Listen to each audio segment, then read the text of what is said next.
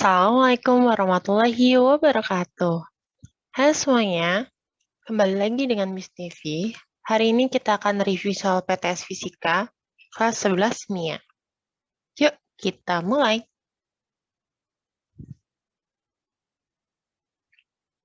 Soal yang pertama. Ada sebuah batang besi AB panjangnya 120 cm dengan berat 20 Newton. Berat B, bebannya 40 Newton, dan BC adalah tali.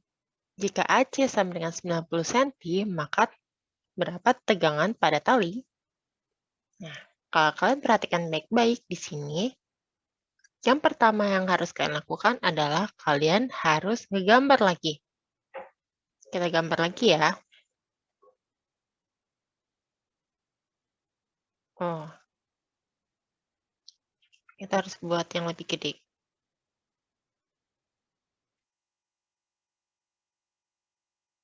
Ada batang AB, lalu di sini kita kasih tanda kalau dia adalah tiangnya. Ini A dan ini B. Dikasih tahu kalau batang AB itu beratnya adalah 20. Nah, berat itu letaknya di tengah-tengah. Di sini. Ini beratnya AB itu adalah 20 Newton. Nah, di sini satuannya senti nggak apa-apa ya, asalkan semuanya juga senti. Tapi kalau kalian khawatir, ya udah kita rubah aja. Jadi panjang AB itu adalah 1,2 meter. Kalau di tengah-tengah berarti di sini adalah 0,6, di sini adalah 0,6 meter. Terus dia kasih tahu kalau ada beban, kita kasih gambar beban. Ini beban B. Berat beban B adalah WB 40 Newton. Terus, jika AC adalah 90 AC, nah C-nya di sini. Set. AC 90 cm ya, berarti di sini 0,9 meter. Ingat, berubah jadi meter. Kalau udah, kita mulai ngerjain. Oke, di sini kita jadiin tegangan tali ya. Nah, gayanya ada apa aja nih? Yang pertama ada AB, WAB, WB, sama ada satu lagi, yaitu tegangan tali. Tegangan tali kan membentuk sudut nih. Kita harus buat dia jadi atas.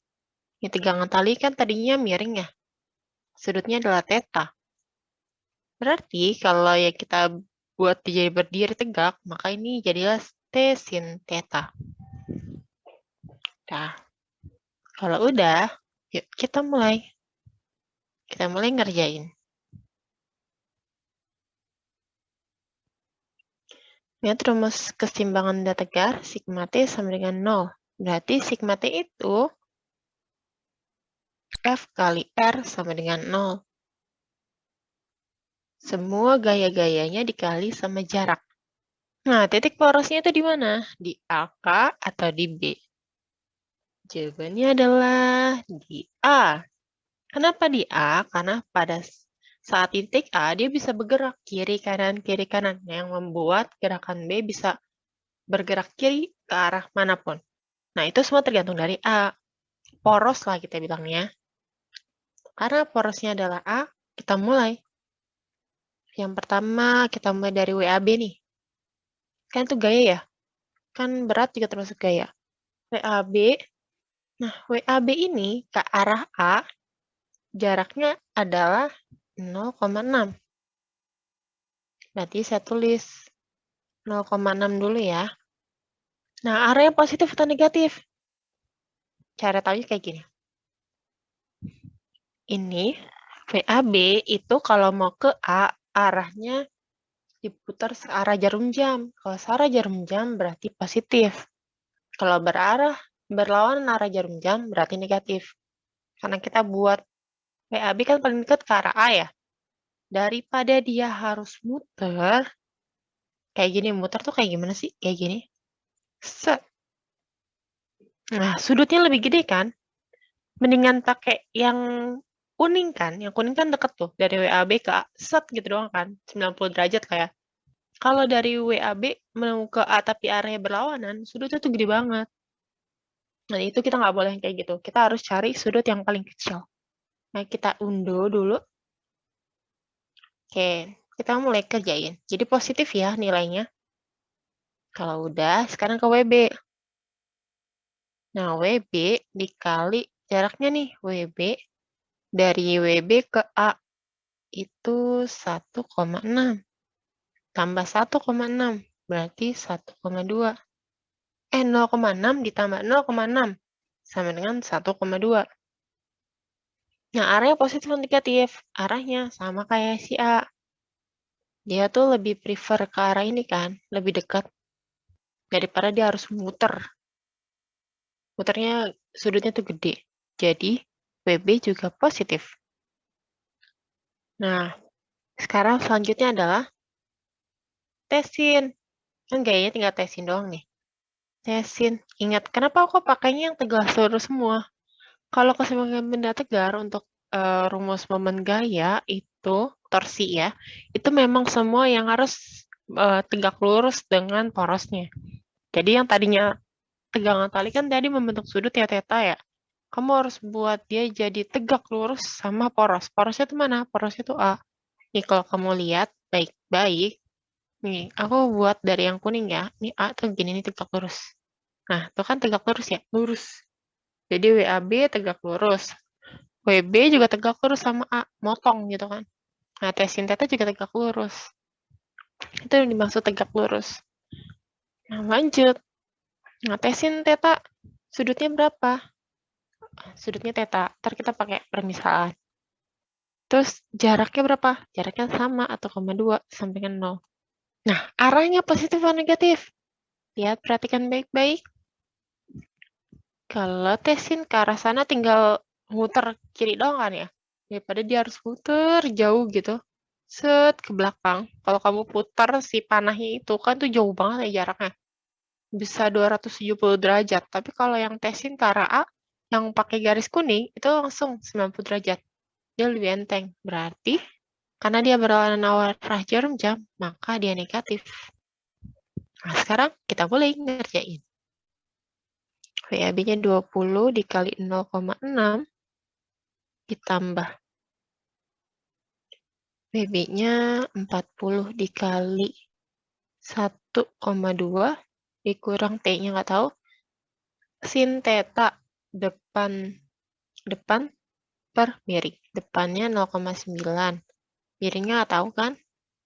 Miringnya ingat 9, 12, 15.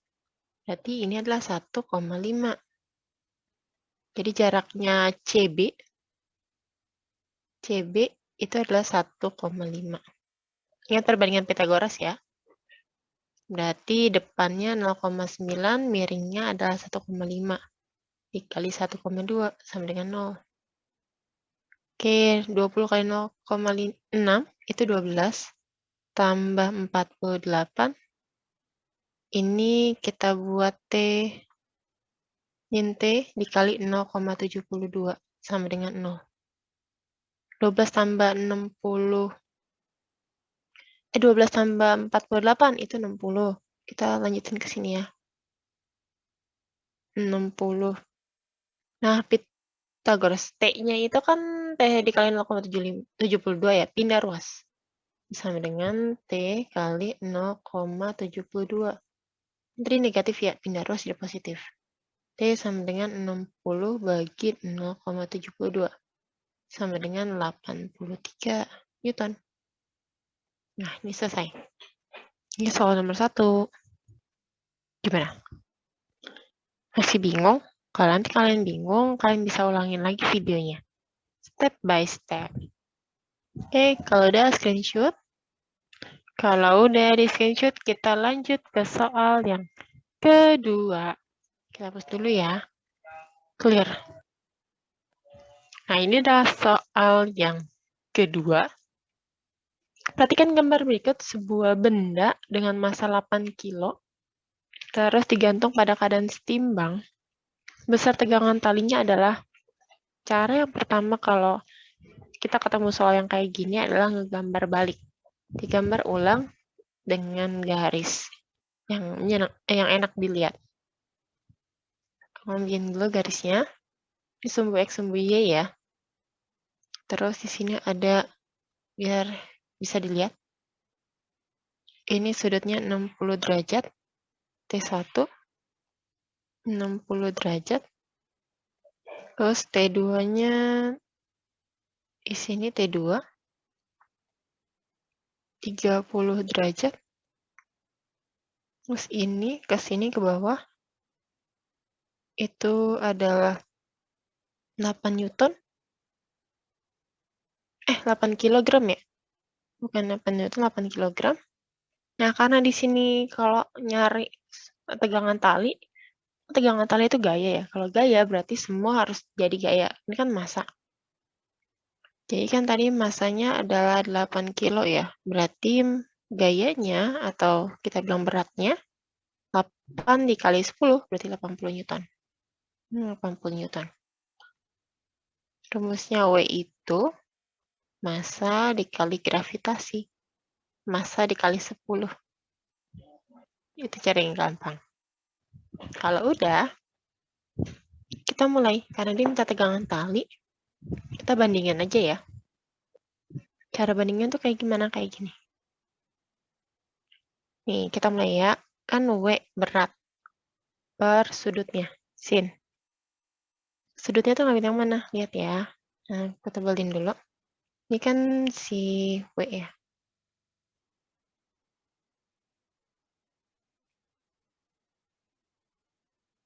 Nih.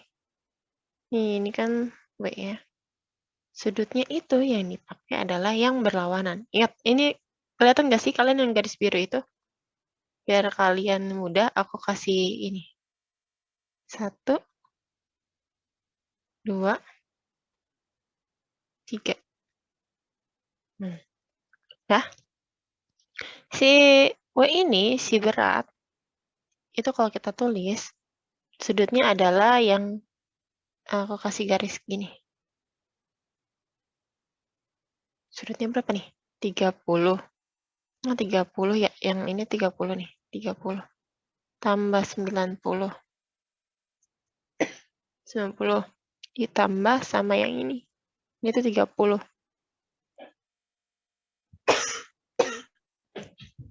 Nah, berarti totalnya adalah sin 150.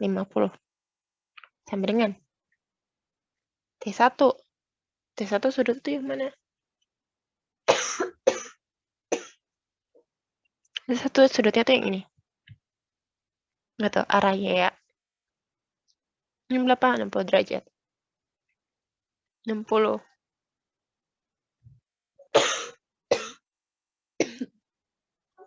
Nah, maaf. Jadi batuk-batuk. T2 sudutnya berapa?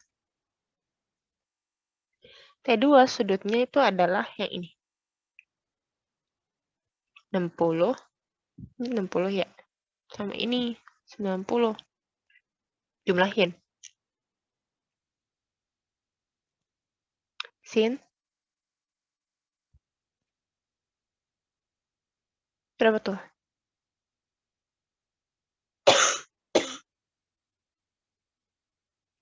Berarti 150 juga. Bener nggak sih? Ah, iya, betul. Nah, kita mulai. W-nya masukin 80. Kan yang dicari T1. Kita cari T1-nya aja. T1 per sin 60 itu berapa sih? Setengah akar 3 ya. Nah, kalau sin 150? Nah, 150 itu setengah. Oke. Nah, setengah bisa dicoret ya. Coret. Berarti T1-nya adalah 80 akar 3. Betul? Selesai.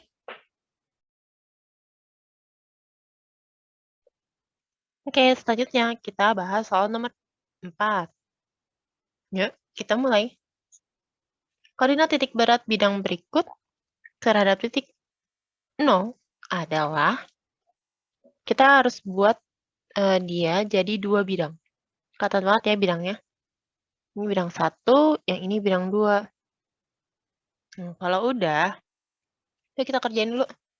X1, Y1, A1. Bidang 1 berarti mau pakai yang atas ya? Atau yang bawah? Bebas. Kalau kalian ngerasa bingung, aduh aku mau tukar aja, boleh. Nggak masalah. Saya ini bidang 1, yang bawah itu bidang 1, yang atas bidang 2. Oke, kita mulai. Bidang 1 yang bawah itu X1 kan 8 ya? Ini kan 8 nih, ini 8. Setengahnya itu 4. Ingat, semua titik berat itu setengahnya. Kecuali segitiga. Terus Y1-nya di sini juga 8, berarti ini 4. Luasnya pakai rumus yang biasa, sisi kali sisi, 8. 8 kali 8, itu sama dengan 64. Dah. Lanjut, kita ke bidang kedua. X2, Y2, A2. X2 itu sama ya, ini 8, berarti setengahnya 4. Y2, kalau Y2, ini bentuknya ujungnya segitiga ya. Itu harus sepertiga, karena segitiga, dikali 4 sampai 6. 4 sampai 8 itu 6, berarti setengah kali 3. Setengah kali 6. 14 dari 8 ke 14, 6. Sepertiga dikali 6. Terus, karena dia berdiri di bawah bangunannya si persegi, maka bangunannya ditambah 8. Kayak gitu. Karena dia di atasnya persegi, jadi 8-nya ditambah. Berapa nih ya? Setengah kali 6, 2, tambah 8, 10. Luasnya setengah kali alasnya 8, tingginya 6. Berarti 24. Nah, kita masuk ke rumus luas. Rumus titik beratnya adalah, kalau nyari X, langkahnya beda-beda. Ada yang sama juga, tapi coba kita cek ya. X1 A1 tambah X2 A2 per A1 tambah A2. Nah, X1-nya 4 dikali 64 ditambah 4 dikali 24 per 64 tambah 24. Berapa nih? 256 tambah 96. 8. Itu 12, 1, 14, 15, 3, 52 per 88. Sama dengan 4. Ini 4 ya. Cuma ada 1 nih, cuman B doang. Tapi kita coba cek dulu Y-nya. Y1 A1 plus Y2 A2 per A1 tambah A2. 4 kali 64 tambah 10 dikali 24 per 88. Sama kan dia soalnya. Ini jadinya 6, 256 tambah 240 ya. 6 terus 9, 496 per 88. Sama dengan 5,6. Oke. Sip, jawabannya B.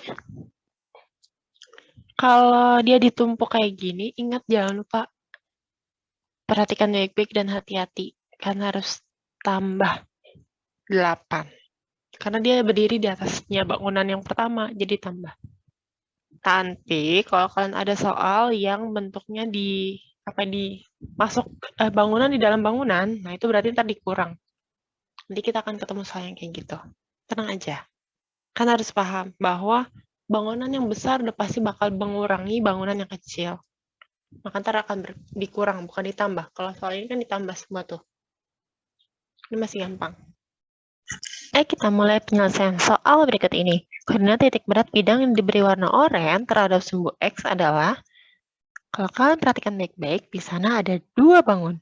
Bangun yang pertama yang hurufnya yang gede, yang besar. Kenapa yang pertama yang besar? Karena di situ bendanya saling bertumpuk. Jadi di dalam bangunan ada bangunan lain. Oke, yang kedua adalah yang hitam. Nah, ini bangunan yang kedua. Kenapa yang pertama itu yang besar? Karena kalau bertumpuk, rumusnya akan berubah. Yang tadinya positif jadi negatif. Kita mulai ya. X1, Y1, A1 sama dengan X2, Y2, A2. X1 dari 0 sampai 8 berarti 4 ya. Y1 12 nih, jadi 6. A1-nya bangunannya 8 dikali 12. Panjang kali lebar. 96. Sekarang benda yang kedua, X2 dari 2 sampai 6, 4 ya. Berarti setengah dari 4, 2. Ditambah. Kok ditambah? Iya, soalnya dia nggak nempel sama sumbu Y. Berarti nanti ditambah sama 2. Tambah 2 sama dengan 4. Y2-nya 10, setengahnya berarti 5. Luasnya berarti 4. Kan 2 sampai 6 ya, berarti 4 dikali 10 sama dengan 40. Sekarang kita nyari koordinat titik berat. Sumbu X. X sama dengan X1, A1 tambah, bukan ditambah, tapi dikurangin. X2, A2 per A1 dikurang A2. Dah? Nanti ya dikurang. Karena bangunan di dalam bangunan. X1-nya 4 dikali 96 dikurang 4 dikali 40 per 96 dikurang 40. 4 kali 96. 4 kali 96 sama dengan 384 kurang 140. 96 kurang 40, 56. 384 kurang 160, 224 bagi 56 sama dengan 4. Oke, selesai. Jawabannya 4 ya. A. C. Ini 224 nih. Oke, mudah banget nggak sih? Alhamdulillah kalau kalian anggap ini mudah. Oke, kita akan beranjak ke soal berikutnya.